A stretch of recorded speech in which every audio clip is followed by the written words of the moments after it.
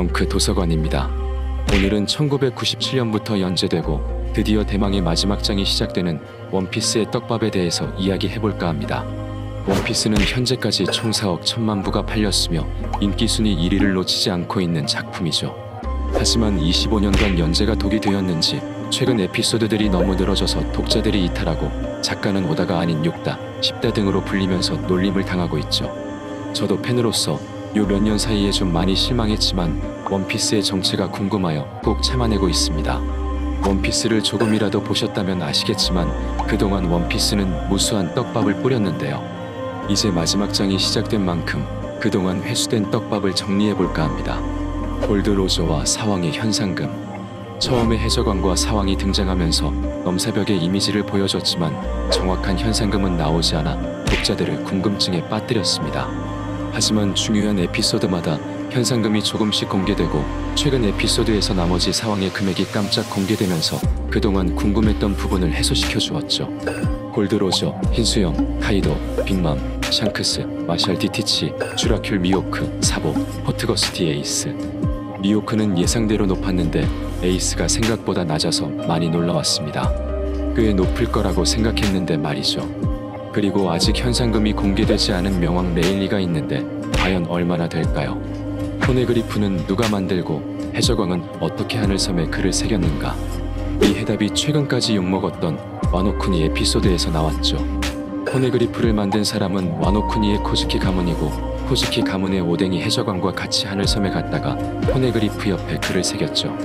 참고로 포네그리프는 라프텔의 위치를 저장한 붉은 로드 포네그리프 4개와 다른 포네그리프의 위치가 기록된 것이 17개, 고대 병기의 정보와 특별한 정보가 기록된 이호 포네그리프 9개로 이루어져 있습니다.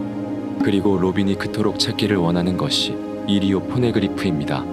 현재 스토리의 가장 중요한 로드 포네그리프 3개를 발견한 상황이며 마지막 하나만 있으면 루피 일행은 원피스를 찾아갈 수 있습니다.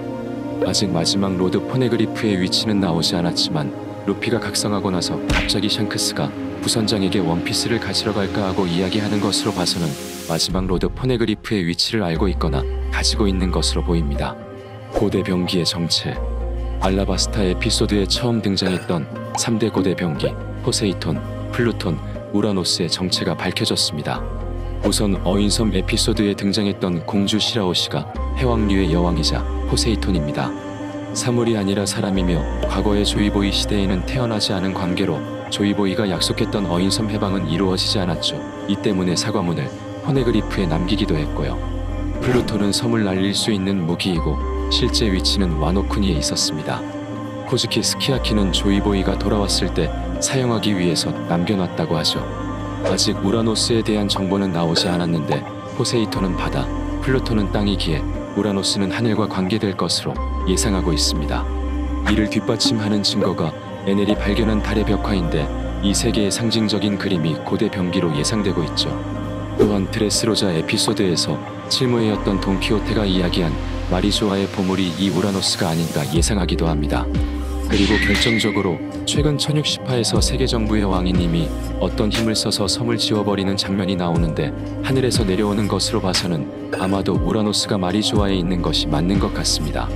이렇게 되면 그동안 예상했던 내용이 모두 일치하게 되는 거죠. 천령인 이전, 신의 루나리아족. 이것은 800년 전에 천령인들이 마리조아에 있는 어떤 나라를 공격하여 그 땅을 차지했다는 설이 있었는데 이들이 루나리아족이었으며 전에 신의 일족이라고 불렸다고 최근에 밝혀졌습니다. 루나리아라는 말 자체가 달에서 따온 말이고 에넬이 달에서 발견한 이 벽화를 보건대 아마도 고대 병기는 이 루나리아족이 만든 것으로 보이네요. 이 일족에 또 특이한 점이 있는데 어떤 자연 환경에서도 살아남을 수 있는 능력이 있습니다. 또한 검은 날개를 가지고 있고 강한 내구력과 불을 다룰 수도 있죠. 일단 사기 종족이라고 생각하시면 됩니다. 하지만 천령인에게 모두 죽은 것으로 보이며 현재는 카이도 해적단의 킹만이 생존해 있습니다. 그리고 킹도 역시나 조이보이를 기다리고 있습니다. 여러 사정을 보건대 앞으로 전개될 스토리에 꽤 중요한 부분을 차지할 것 같은 일족이죠. SSG의 정체. 그동안 비밀에 쌓여있던 칠무회를 대체한다는 새로운 병기 SSG가 공개되었는데 외형도 힘도 루나리아족을 닮았습니다. 검은 피부, 흰머리, 검은 날개, 불을 사용하고 세계 정부가 연구했던 거인이며 칠무회의 능력을 가지고 있죠. 현재 공개된 SSG는 2명인데 미호크의 검술과 행콕의 강함을 보여줬고 단 2명이 검은 수염 해적단을 고전하게 만들었습니다. 티치 또한 미호크 SSG에 꽤 당황하는 모습을 보여줬죠. 전에 파시피스타와는 레벨이 다릅니다. 앞으로의 활약이 꽤 기대되고 있죠. 조이보이, 공백의 100년을 살았던 인물로 800년 전 라프텔에 원피스를 남겼다는 조이보이는 당시 포세이돈이 태어나지 않아 약속을 지키지 못하고 역사 속으로 사라지게 됩니다. 이 때문에 어떤 능력자인지 진짜 사람은 맞는지 수많은 루머에 휩싸여 있었는데 이번에 루피가 각성하면서 지니샤가 조이보이가 돌아왔다고 합니다. 이로써 조이보이의 정체가 밝혀졌는데 조이보이는 고무고무 열매, 실제론 동물계 환수 중 사람 열매 니카를 먹은 사람이었죠. 그리고 예상했던 대로 루피가 다음 세대의 조이보이였습니다. 이 열매가 각성하면 조이보이를 만든다는 것을 세계 정부의 오로성과 해적왕 샹크스는 알고 있었던 것으로 보입니다. 샹크스는 루피가 이 열매를 먹고 나서 해적왕과 똑같은 뜻을 가지고 있다는 것을 확인한 후 신세계에서 루피가 각성할 때까지 원피스를 찾지 않고 기다립니다. 아마도 루피가 원피스를 찾게 유도한 것으로 생각되네요. 라붐이 기다리는 해적. 이건 브룩이 합류하면서 나왔는데 루피가 신세계에 입장하자마자 만나게 되는 거대한 고래가 기다려온 해적은 브룩의 룸바 해적단이라는 것을 알게 됩니다. 이 에피소드는 꽤 인기가 좋아서 아직 안 보셨다면 강추해 드립니다. 검은 수염의 정체. 아직 명확하게 전부 다 나온 것은 아니지만 현재까지 나온 정보와 추리를 해보면 우선 인격이 3개인 것은 확실해 보입니다. 아직 나오지 않은 케르베로스 열매로 생각되고 이 열매의 힘으로 샹크스의 눈에 발톱 상처를 낸 것으로 보입니다. 이와 관련된 힌트가 우선 해적기의 해골이 3개이며 티치는 항상 총을 세자로 차고 다닙니다. 또 티치의 이빨의 모양이 자주 바뀌는데 크게 3종류를 보이고 있죠. 정리를 해보면 어린 시절 자이든 타이든 티치는 케르베로스 열매를 먹게 되었습니다. 케르베로스는 혼이 3개라서 각각의 혼이 번갈아 가면서 육체를 지배했기 때문에 티치는 잠을 잘 수 없었습니다.